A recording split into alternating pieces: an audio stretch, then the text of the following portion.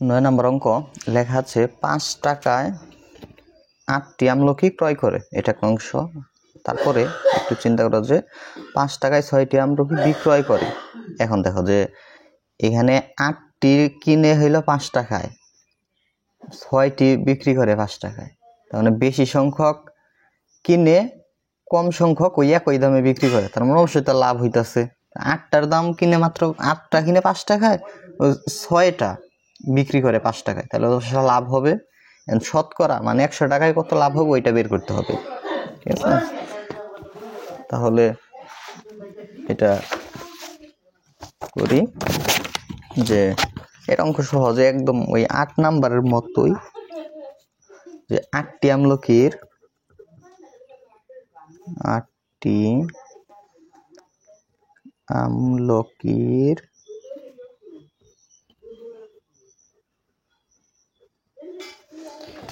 আমলকির কি মূল্য?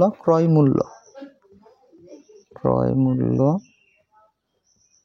5 টাকা। অতএব আমরা একটার দাম বাই করবো, যে একটি আমলকির ক্রয় মূল্য 5/8 এত টাকা। আবার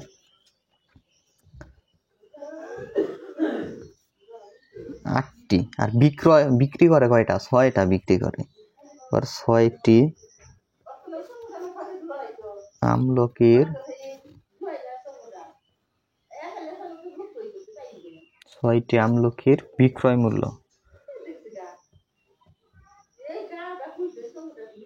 বিক্রয় মূল্য কয় টাকা বিক্রি করে? 5 টাকা।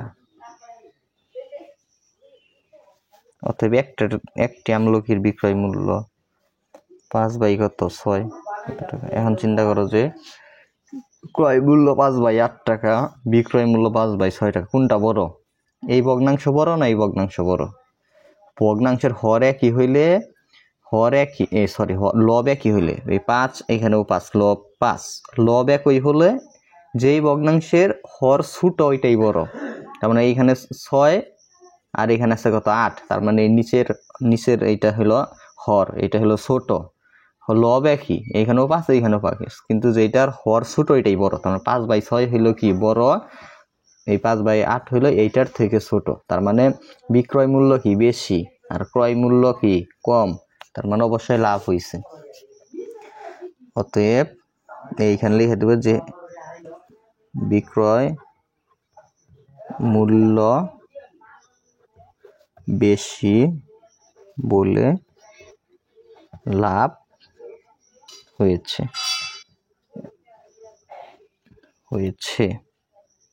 লাভের পরিমাণটা আমরা বের করি। লাভের সূত্র কি? বিক্রয় মূল্য থেকে ক্রয় মূল্য বিয়োগ করতে হয়। বিক্রয় মূল্য কত? 5/6, ক্রয় মূল্য কত? 5/8 এত টাকা। তাহলে 6 আর 8 ভগ্নাংশ থাকলে আমরা লসাগু নেই। লসাগু কত হয়? 6 আর 8 লসাগু দেখো কত? 6 আর 8। এখানে এমন সংখ্যা লিখবা যা দিয়ে এই দুইটাকেই ভাগ যাবে নিঃশেষে। তাহলে আমরা লিখতে পারি 2। 2 দিয়ে 6কে ভাগ করলে হয় 3, 2 দিয়ে 8কে ভাগ করলে হয়, ভাগফল হয় কত? 4। এখানে আর কোনো সংখ্যা নাই যা দিয়ে দুইটাকেই ভাগ যায়। তাহলে মানে 1 ছাড়া অন্য কিছু আর নাই। তার মানে এখন আমরা এগুলা নিচেগুলার এই সাইডটা গুণ করব।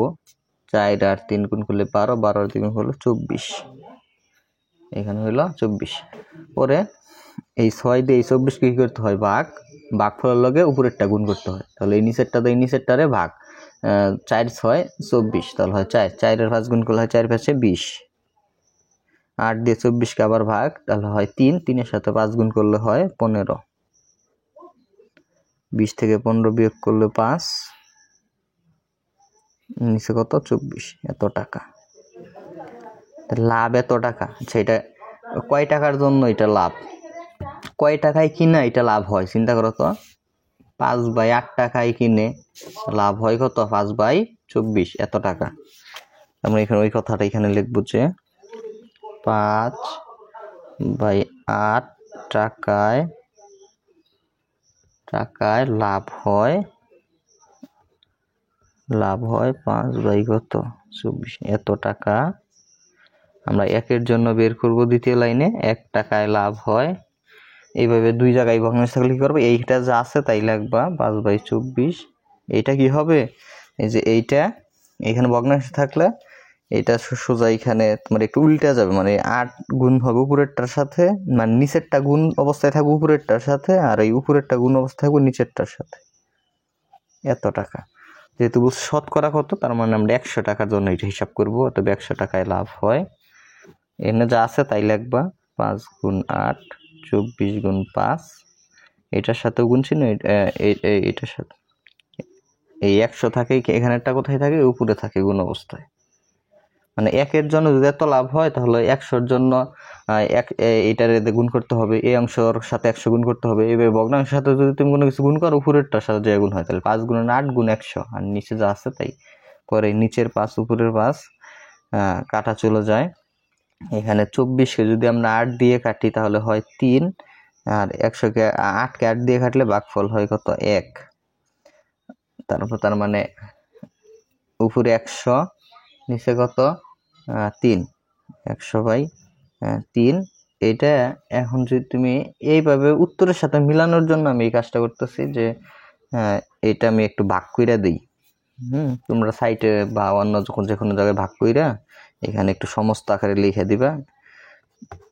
উত্তর এইভাবে থাকতে এইভাবে আমরা পার্সেন্ট দিয়ে দিলেও কোনো সমস্যা নাই। উত্তরের সাথে মিলানোর জন্য এইটা কাজটা করলাম।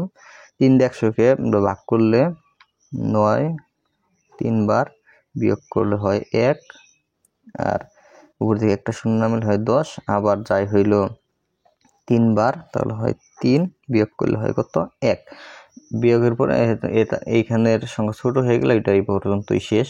ভাগফল 33, এটা এইভাবে লিখবা 33, ভাগ চিহ্ন দিয়ে উপরে লিখবা ভাগশেষ কত, 1, আর যা দিয়ে ভাগ করলা 3 দিয়ে ভাগ করছি তাহলে ওইটা লিখবা নিচে, এত টাকা। আর উত্তর লেখার সময় আমরা কি লিখি, পার্সেন্টে লিখি। অতএব লাভ 33।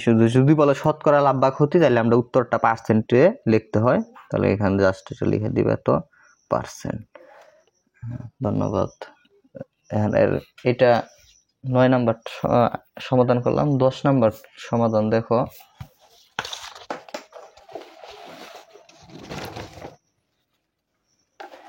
এখানে লেখা আছে যে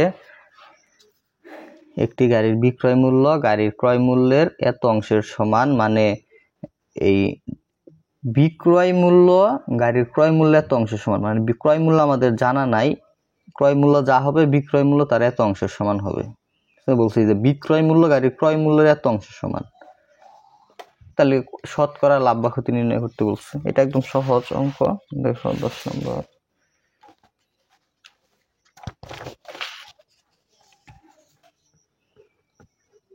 যে মনে করি, যেহেতু দেওয়া নাই এটা ধরে নিতে হবে যে গাড়ির ক্রয় মূল্য, তুমি যে কোনো কিছু ধরে নিতে পারো, আমরা 100 টাকা ধরে নিলাম এটা। আচ্ছা 100 টাকা, তাহলে এখানে অতএব গাড়ির বিক্রয় মূল্য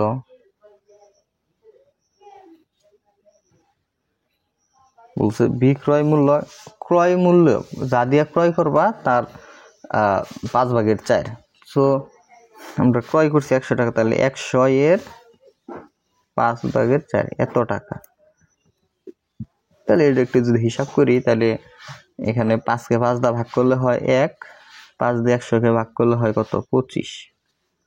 তার মানে নিচের 1 তো বাদ দেওয়া যায়, তাহলে 25-এর সাথে 4 গুণ করলে 100। 5 দিয়ে 100কে ভাগ করলে 20, 20-এর সাথে 4 গুণ করলে 80, এত টাকা। তো এখন তাহলে ক্রয় করতে আছে 100 টাকায়, বিক্রয় করতে আছে 80 টাকায়, অবশ্যই কি হইতেছে, ক্ষতি হইতেছে না? তার মানে লেখা দেবে যে গাড়ির ক্রয় মূল্য বিক্রয়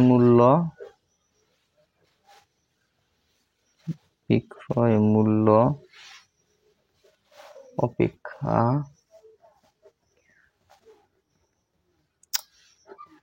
অপেক্ষা উল্টা উল্টা অপেক্ষা বেশি, তাই ক্ষতি হয়েছে। ক্ষতি হয়েছে।